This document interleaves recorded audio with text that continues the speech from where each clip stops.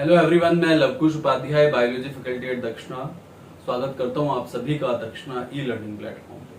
तो आज का जो हमारा टॉपिक है lecture number 7 of fundamental unit of life. तो लेक्चर नंबर 7 इसमें मैं क्या डिस्कस करने वाला हूं, my next topic is what my next topic is mitochondria. So today I am going to discuss in detail about the mitochondria. तो mitochondria is also a very essential part of cell. Mitochondria की मैं बात कर रहा हूं। Mitochondria की अगर बात करें, right, mitochondria this is also be known as power house of cell. इसको आप पावर हाउस ऑफ सेल कहते हैं, पावर हाउस ऑफ सेल। इसको पावर हाउस ऑफ सेल इसलिए कहा जाता है क्योंकि mitochondria is the site for energy synthesis. यहाँ पे एनर्जी सिंथेसिस टेक प्लेस होती है, एटीपी फॉर्मेशन होती है। तो mitochondria helps to produce energy, and if it helps to produce energy, so that's why we called it source of energy, or we can say powerhouse of cell, right? जो mitochondria की जो number है sales to cell very करते हैं। जो cell जितनी ज्यादा metabolically active होती है, जिसमें जितनी ज्यादा केमिकल रिएक्शंस होती हैं, उन सेल्स में उतने ही ज्यादा एनर्जी की रिक्वायरमेंट होती है, और जिस सेल में जितनी ज्यादा एनर्जी की रिक्वायरमेंट होती है उन सेल्स में उतने ही ज्यादा माइटोकॉन्ड्रिया की भी रिक्वायरमेंट होती है। Is that clear to all of you? So it depends on cell to cell number vary करते हैं। तो यहाँ पे जितने भी यूकैरियोटिक सेल है, चाहे वो प्लांट सेल है या एनिमल सेल है, सभी में माइटोकॉन्ड्रिया प्रेजेंट होते हैं except some cells, except some eukaryotic cells. तो mitochondria absent in mammalian RBCs cell, mammalian RBCs में एब्सेंट होता है, सीव ट्यूब सेल में एब्सेंट होते हैं। बाकी जितने भी यूकैरियोटिक सेल्स होती हैं उन सब में माइटोकॉन्ड्रिया प्रेजेंट होते हैं। माइटोकॉन्ड्रिया की सेल्स के जो नंबर है, नंबर ऑफ माइटोकॉन्ड्रिया पर सेल वेरी करते हैं पर सेल वेरी करते हैं। हाईएस्ट नंबर ऑफ माइटोकॉन्ड्रिया माने जाते हैं, हाईएस्ट नंबर ऑफ माइटोकॉन्ड्रिया माना जाता है कि सबसे ज्यादा जो माइटोकॉन्ड्रिया होते हैं वो होते हैं फ्लाइंग मसल्स ऑफ इंसेक्ट्स की फ्लाइंग मसल्स में सबसे ज्यादा माइटोकॉन्ड्रिया होते हैं। हमारी बॉडी में सबसे ज्यादा मेटाबॉलिक एक्टिविटी लीवर में होती है, तो लीवर में सबसे ज्यादा सेल्स होते हैं। इन ए लीवर सेल, एक लीवर सेल में लगभग 500 नंबर ऑफ माइटोकॉन्ड्रिया। वहीं एक किडनी सेल्स के अंदर, किडनी भी एक्टिवली इन्वॉल्व होती है ऑस्मोरेगुलेशन में, एक्सक्रीशन में। किडनी सेल में लगभग 300 से 400 number of mitochondria, 300 to 400 number of mitochondria in a kidney cell. Is that clear? इसके अलावा जैसे कि एक एल्गी है जिसका नाम है चायोज। इस एल्गी के अंदर लगभग 5 lakhs माइटोकॉन्ड्रिया, एक सिंगल एल्गी में इतने माइटोकॉन्ड्रिया हैं, राइट? तो ये भी एक्टिवली इन्वॉल्व है, हाईली एक्टिव सेल्स हैं। These are the highly active cells. Is that clear all of you? So this is about the number of mitochondria per cell. Hope you can understand about all this, right? So this is about the what? This is about number of mitochondria, right, per cell. Is that clear? इसके बाद हम बात करते हैं, ध्यान दीजिए, listen carefully.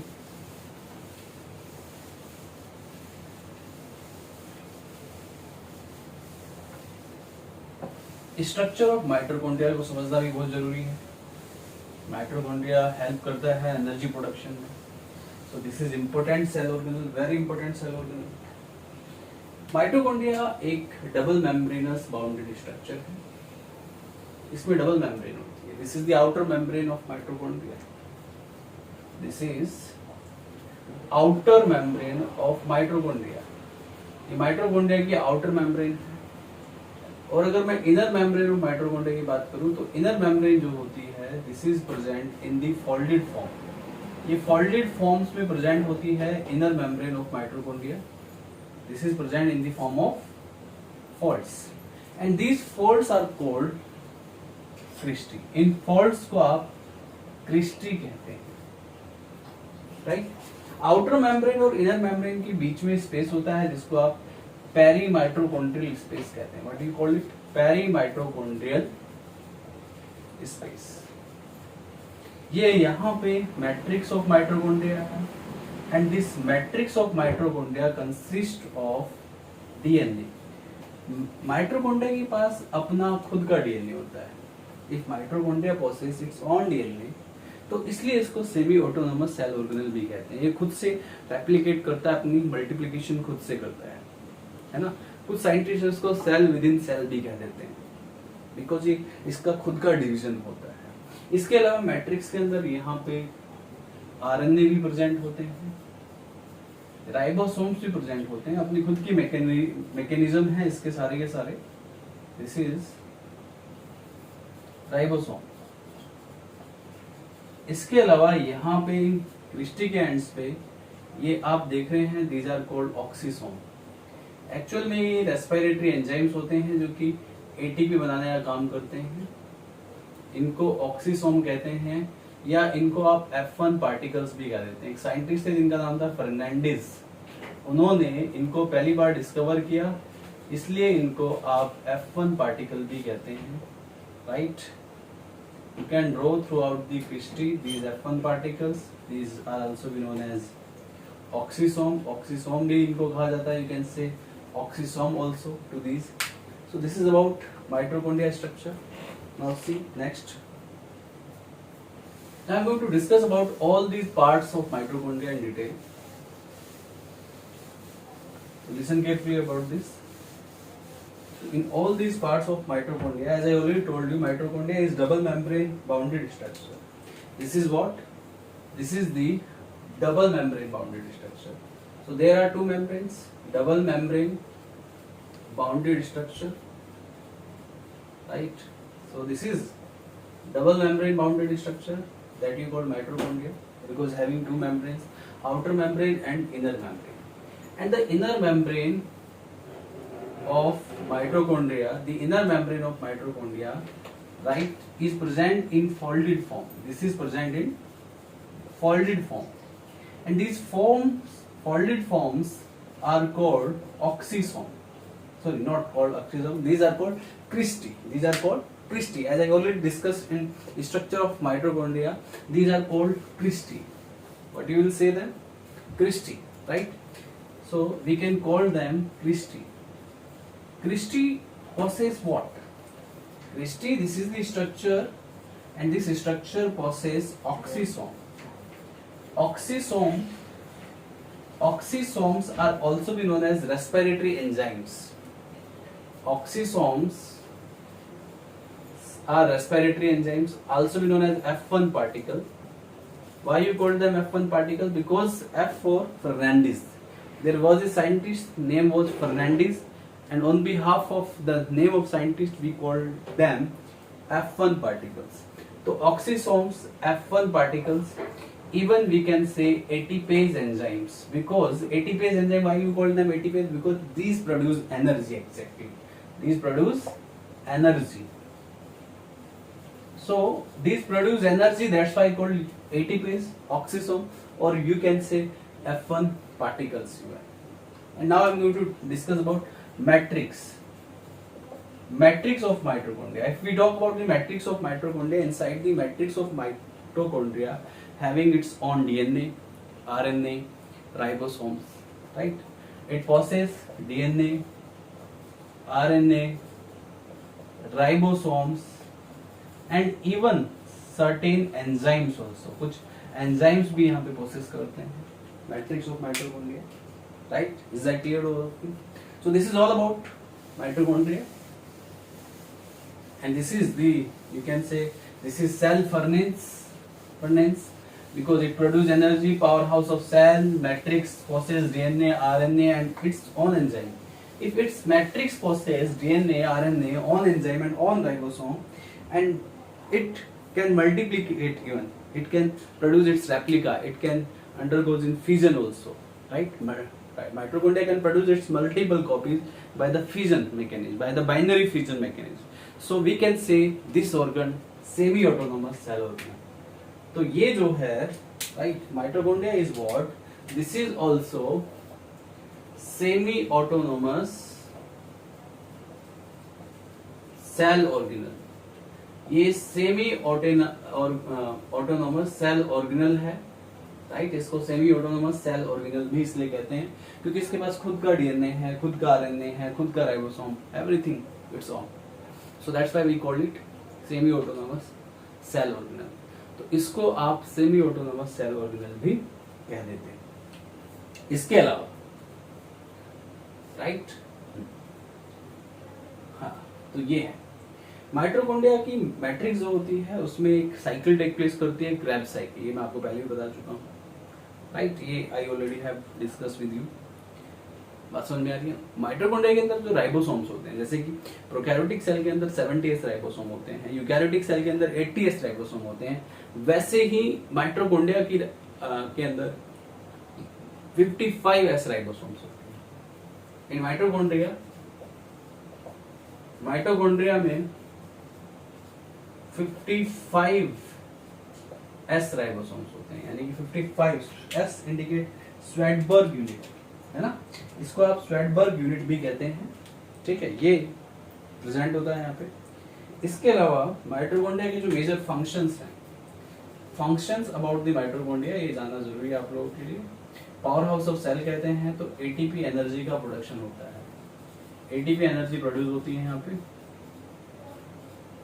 Right? ये helps in synthesis of yolk of egg. Egg का जो योक होता है उसके प्रोडक्शन में भी हेल्प करता है, राइट? एग्जैक्टली. और जो स्पर्म का जो मिडल वाला रीजन होता है उसमें भी माइटोकॉन्ड्रिया प्रेजेंट होते हैं. मिडल पीस ऑफ स्पर्म उसमें माइटोकॉन्ड्रिया प्रेजेंट होते हैं, राइट? और सेल्स की जितनी ज्यादा एनर्जी रिक्वायरमेंट होती है उतने ही उस सेल के अंदर नंबर ऑफ माइटोकॉन्ड्रिया होते हैं. तो उसकी एनर्जी डिमांड, यानी कि सेल कितनी ज्यादा मेटाबॉलिकली एक्टिव है, इस बात पे डिपेंड करता है उसकी energy demand. So this is all about mitochondria. Mitochondria is power house of cell, right? And numbers of mitochondria always vary, cell to cell vary, and it depends on the metabolic activity of cell. Cells जितनी ज्यादा metabolically active होगी, उसकी energy requirement जितनी ज्यादा होगी, उतने ही number of mitochondria होते हैं. सबसे जो मैक्सिमम माने जाते हैं नंबर ऑफ माइटोकॉन्ड्रिया, कायोज ये कैलगी या 5 लाख होते हैं एक सेल के अंदर. हालांकि फ्लाइट मसल्स में भी ज्यादा होते हैं, बट कायोज से कम होते हैं, फ्लाइट मसल्स ऑफ इंसेक्ट्स. इसके अलावा कुछ मतलब ऐसी भी सेल्स हैं जिसमें कि एक ही माइटोकॉन्ड्रिया होती है. हमारी बॉडी के अंदर लिवर को मेटाबॉलिक फैक्ट्री बोला जाता है, सबसे ज्यादा मेटाबॉलिकल रिएक्शंस होती है, तो वहां पे एनर्जी रिक्वायरमेंट ज्यादा है, इसलिए वहां पे लगभग जो माइटोकॉन्ड्रिया की रिक्वायरमेंट है 500 माइटोकॉन्ड्रिया इन ईच सेल. इसके अलावा किडनी सेल्स में भी लगभग 300 to 400 माइटोकॉन्ड्रिया होते हैं. माइटोकॉन्ड्रिया का स्ट्रक्चर मैं आपको बता चुका हूँ, इसमें डबल मेम्ब्रेन होती है. अंदर वाली जो मेम्ब्रेन होती है फोल्ड्स होते हैं, जिनको आप क्रिस्टी बोलते हैं. Christie process oxysome. ऑक्सीसोम क्या है? Respiratory enzymes. एटीपीज बोलते हैं. एटीपी सिंथेसिस करते हैं, एटीपी प्रोडक्शन करने का काम करते हैं ऑक्सीसोम्स, राइट? और उसकी जो मैट्रिक्स होती है माइटोकॉन्ड्रिया के अंदर, जो इनर मेम्ब्रेन सराउंड करती है, उस मैट्रिक्स के अंदर डीएनए, आरएनए, राइबोसोम खुद के कंटेंट होते हैं, खुद के एंजाइम्स होते हैं. So this is also be known as semi autonomous cell organelle. इसको सेमी ऑटोनोमस सेल ऑर्गेनल भी कहा जाता है, right? Is that clear? So these are the information about the mitochondria, and this is very important, and ये energy production में help करता है, and power house of cell भी इसे आप कहते हैं. My another topic is what? Another topic is plastids. अगला जो टॉपिक है वो है plastid, that I am going to discuss in detail. Plastid आपको ध्यान से समझना है, listen carefully. Next topic is plastids.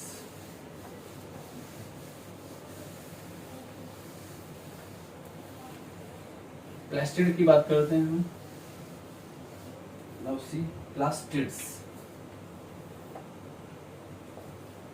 Plastids जो होती हैं ये कुछ कलरफुल बॉडीज होती हैं, कुछ कलरलेस प्लास्टिड भी होते हैं. These plastids are the cell organelles which found only in plants. Animal cells में plastids absent, only found in plants, ठीक है, प्लांट सेल्स में होते हैं, एब्सेंट इन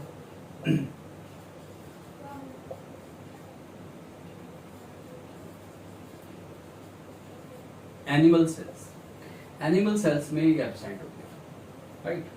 अब ये जो प्लास्टिड्स है ये क्या है, कितने टाइप के हैं? कुछ प्लास्टिड्स ऐसे होते हैं जो कि फूड ग्रेन्यूल स्टोर करते हैं, कुछ प्लास्टिड ऐसे होते हैं जो कि पिगमेंट्स स्टोर करते हैं, कलरफुल पिगमेंट्स स्टोर करते हैं, और कुछ प्लास्टिड ऐसे होते हैं जो सिर्फ green colour pigment chlorophyll store करता है, right. So plastids are various type. तो जो प्लास्टिड्स है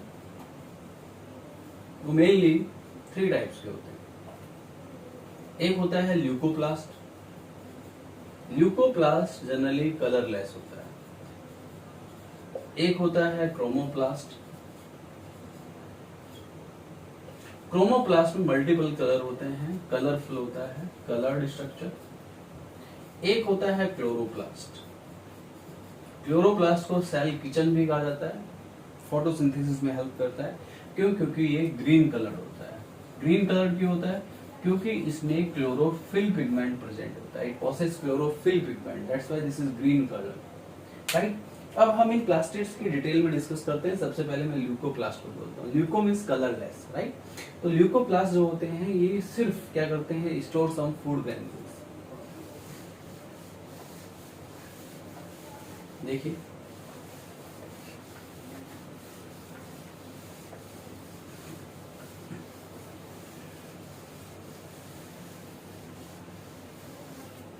जो ल्यूकोप्लास्ट है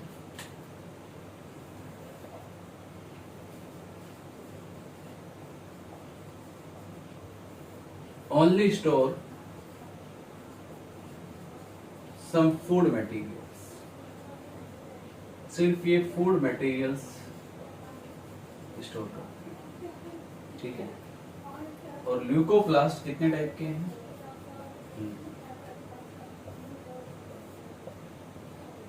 एल्यूरोप्लास्ट, एमाइलोप्लास्ट एंड इलियोप्लास्ट। ये जो एल्यूरोप्लास्ट है, दिस एल्यूरोप्लास्ट स्टोर प्रोटीन्स, ये प्रोटीन्स स्टोर करता है ना। मेज सीड में प्रेजेंट होता है या ऐसे सीड्स जिसमें कि प्रोटीन रिच कंटेंट होते हैं, उसमें एल्यूरोप्लास्ट अबंडेंट होता है, तो प्रोटीन्स को स्टोर करने का काम करता है। वहीं एमाइलोप्लास्ट ये स्टोर करता है स्टार्च को या कार्बोहाइड्रेट्स को। ऐसे सीड्स जो कि स्टार्च कंटेंट जिसमें ज्यादा होता है, अबंडेंट होता है, उनमें एमाइलोप्लास्ट आता है, ठीक है। ऐसे ही इलियोप्लास्ट, इलियोप्लास्ट मतलब स्टोर दी फैट। ऐसे सीड्स जो कि फैट कंटेंट स्टोर करते हैं उनको इलियोप्लास्ट कहा जाता है। तो ये हो गया ल्यूकोप्लास्ट जो कि मेनली फूड ग्रैन्यूल्स स्टोर करता है। Amyloplast, aleuroplast, elaioplast. Aleuroplast store proteins, ऐसे सीड्स जिसमें कि प्रोटीन ज्यादा होता है, इट मींस एल्यूरोब्लास्ट अबंडेंट है। एमाइलोप्लास्ट जिनमें स्टार्च या कार्बोहाइड्रेट स्टोर होता है, ऐसे सीड्स जिसमें कि स्टार्च और कार्बोहाइड्रेट ज्यादा है, उनको उनके पास एमाइलोप्लास्ट अबंडेंट है। इलियोप्लास्ट जिसमें फैट कंटेंट ज्यादा स्टोर होते हैं, ऐसे सीड्स जिसमें फैट कंटेंट ज्यादा है उनको इलियोप्लास्ट बोलते हैं, store fat content. So this is about what leucoplast. Leucoplast के बाद mine another topic is chromoplast. Chromoplast की हम बात करते हैं, लिसन केयरफुली, ध्यान दीजिए। What is chromoplast?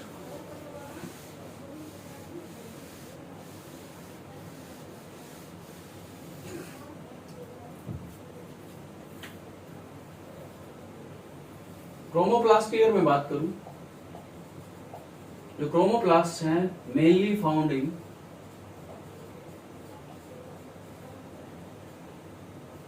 Colourful parts of plant, colourful parts of plant में पाए जाते हैं ये chromoplast, colourful parts of plants.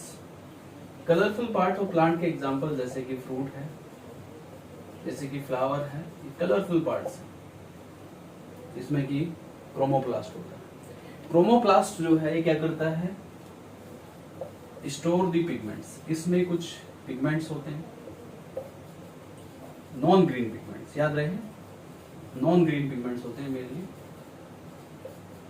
आपने देखा होगा कि कुछ प्लांट्स में फ्रूट्स है, फ्लावर है, वो मल्टीपल कलर के होते हैं, red, green, violet, so many colours in fruits, in flowers, तो just because of presence of chromoplast.